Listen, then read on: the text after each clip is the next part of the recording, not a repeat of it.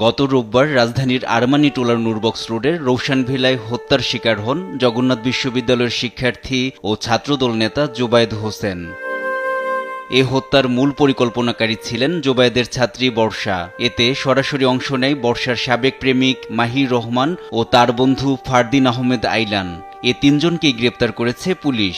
মঙ্গলবার DMP media সেন্টারে সংবাদ সম্মেলনে এসব তথ্য জানান ডিএমপির অতিরিক্ত কমিশনার এম.এন. নজরুল ইসলাম। এই ঘটনায় আমরা মোহাম্মদ মাহির, বার্জিস শাবনাম বর্ষা মেয়েটা এবং মাহিরের যে বন্ধু ফারদিন আহমেদ আইলান, তিনজনকেই আমরা গ্রেপ্তার করতে সক্ষম হয়েছি।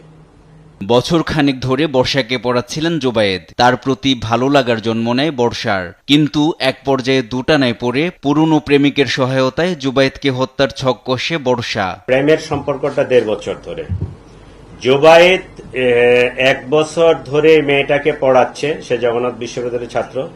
মেয়েটা এর প্রতিও দুর্বল হয়ে যায় জোবায়েদের প্রতি। তো মাহিরকে সে বলছে যে জোবায়েদকে না সরাতে পারলে আমি আসলে তোমার থাকতে পারবো না। এই কথা থেকেই তারা জোবায়েদকে সরায় দেওয়ার পরিকল্পনা করে। এ ঘটনায় রাজনৈতিক কোনো সংশ্লিষ্টতা নেই জানিয়ে ডিএমপির এ কর্মকর্তা জানান, বর্ষার বাসার নিচে গলায় ছুরিকাঘাত করা হয় জোবায়েদকে।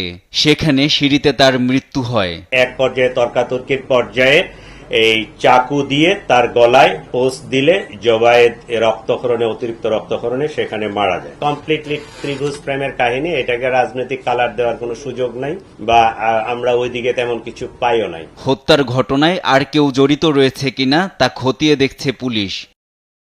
এনআই নাহিদ, দেশ টিভি, ঢাকা।